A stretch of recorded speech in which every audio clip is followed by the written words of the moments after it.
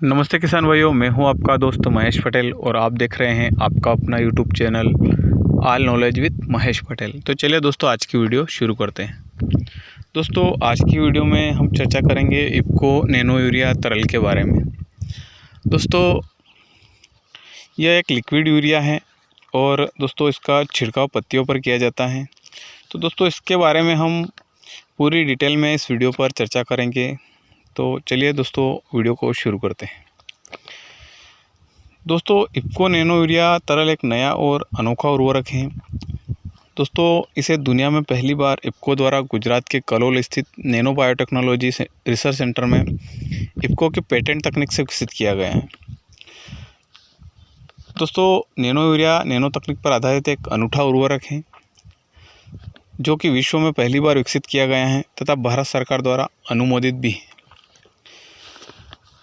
अब दोस्तों, बात करते हैं इसके लाभ के बारे में। इसका छिड़काव करने से हमें क्या क्या फ़ायदा हैं और इसके क्या क्या बेनिफिट हैं, तो उसकी पूरी डिटेल में हम चर्चा करते हैं। दोस्तों, सबसे पहले तो यह सभी फसल के लिए उपयोगी है। इसका सभी फसलों पर हम छिड़काव कर सकते हैं। और दोस्तों, यह पर्यावरण के लिए भी अनुकूल है, क्योंकि दोस्तों पहले दानेदार यूरिया को हम डालते थे या हम डालते हैं, तो दोस्तों उसको हम ज़मीन में डालते हैं तो उससे क्या होता है दोस्तों, भूमि दूषित हो रही है। क्योंकि दोस्तों जो भी केमिकल है वो ज़मीन में जा रहा है और मिट्टी पूरी तरह से प्रदूषित हो रही है। तो एक तरह से यह प्रदूषण को बचाने का भी एक विकल्प है, क्योंकि दोस्तों इसका छिड़काव पत्तियों पर होता है और यह भूमि में नहीं जाएगा तो वहाँ पर भूमि दूषित नहीं होगी। हमारी भूमि जो बंजर हो रही थी वो बच जाएगी। तो उसका भी एक विकल्प ये हो सकता है। अब दोस्तों बात करते हैं, यह वातावरण प्रदूषण की समस्या से भी मुक्ति दिलाएगा। मिट्टी, हवा, पानी की गुणवत्ता में सुधार के साथ साथ उर्वरक उपयोग दक्षता भी अधिक है इसकी। अब दोस्तों, पहले हम दानेदार यूरिया को ज़मीन में डालते थे, तो दोस्तों उससे क्या होता था, पानी भी प्रदूषित हो रहा है क्योंकि ज़मीन में केमिकल जा रहा है। तो जब बारिश होती है तो उसके साथ वो केमिकल भी ज़मीन में पहुंच रहा है, तो उससे पानी भी दूषित हो रहा है। तो इसका पत्तियों पर छिड़काव होगा तो यह ज़मीन में नहीं जाएगा, पानी को भी प्रदूषित नहीं करेगा। तो इसका एक बेनिफिट ये भी हो सकता है। अब अगले बेनिफिट की बात करें दोस्तों, तो इसका परिवहन एवं भंडारण खर्चों में कमी एवं सुगम परिवहन किया जा सकता है। दोस्तों, इसको लाने ले जाने में सुगमता रहेगी और दोस्तों इसके भंडारण में भी सुगमता रहेगी, क्योंकि दोस्तों पहले जो कट्टे में यूरिया आ रहा है अभी, उसको पूरा जो भंडारण करते हैं हम कट्टों का, तो उसमें जगह की ज़्यादा आवश्यकता होती है और इसको भंडारण में सुगमता रहेगी। तो एक बेनिफिट ये भी हो सकता है। अब दोस्तों बात करते हैं इसके उपयोग विधि के बारे में।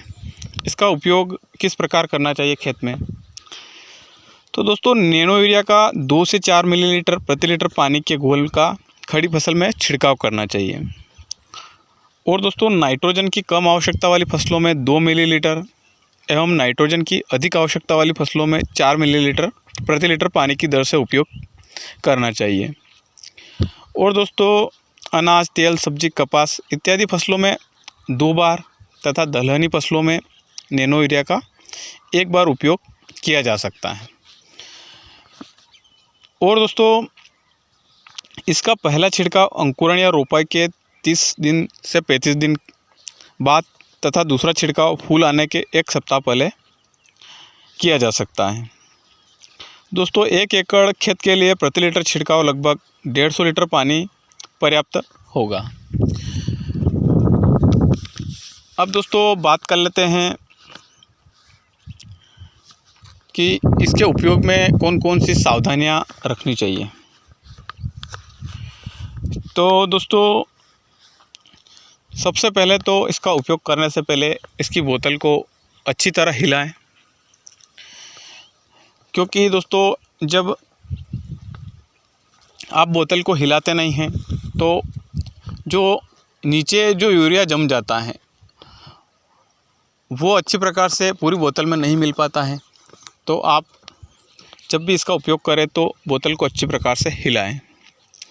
और दोस्तों जब भी छिड़काव करें तो फ्लैट फैन नोजल का ही उपयोग करें, या फिर आप किसी भी टंकी से छिड़काव कर रहे हैं तो फुहारा बारीक रखें। बूंदों को बारीक रखने से आपको ज़्यादा बेनिफिट मिलेगा। और दोस्तों इसका छिड़काव करते समय इस बात का ध्यान रखना चाहिए कि इसका छिड़काव सुबह या शाम के समय ही करें। ज़्यादा तेज़ धूप में इसका छिड़काव नहीं करना चाहिए, क्योंकि दोस्तों तेज़ धूप से नाइट्रोजन प्रभावित होता है। अब दोस्तों बात कर लेते हैं, इसमें एक और सावधानी अपने को यह रखना चाहिए कि बेहतर परिणाम के लिए नैनो यूरिया का उपयोग इसके निर्माण की तारीख से 2 वर्ष के अंदर कर लेना चाहिए। एक्सपायरी डेट की सावधानी अपने को अवश्य रख लेना चाहिए।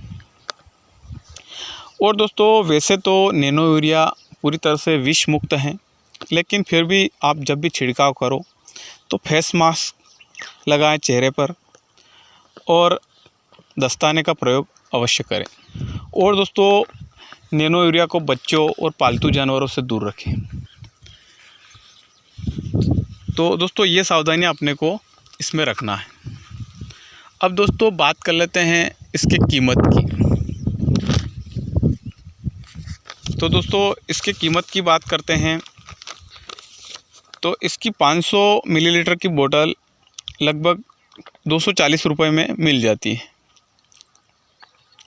और सरकार द्वारा इसकी 240 रुपये की कीमत रखी गई है।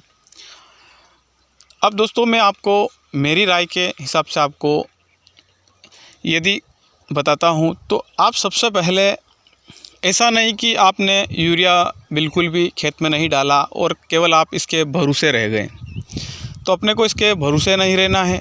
सबसे पहले अपने खेत में अपने को प्रयोग करना है, डेमो करना है, अपने को थोड़ी क्यारियाँ छोड़ना है और उसमें केवल लिक्विड यूरिया का प्रयोग करना है, और थोड़ी क्यारियों में दानेदार यूरिया का प्रयोग करना है। और उसके बाद अपने को उसमें अंतर देखना है, उसमें क्या रिजल्ट आता है। तभी दोस्तों आपको पता लग पाएगा कि यह दानेदार यूरिया का पूरी तरह से एक विकल्प हो सकता है या नहीं। आज की वीडियो में दोस्तों इतना ही। अगली वीडियो में एक अच्छी जानकारी के साथ फिर मिलूँगा।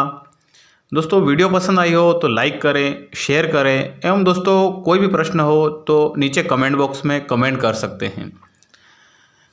दोस्तों चैनल पर नए मेहमान हैं तो चैनल को सब्सक्राइब कर ले, पास में आए घंटी के निशान को भी दबाएं ताकि मैं आपके लिए वीडियो बनाऊं तो आप तक पहुंच सके। जय जवान जय किसान।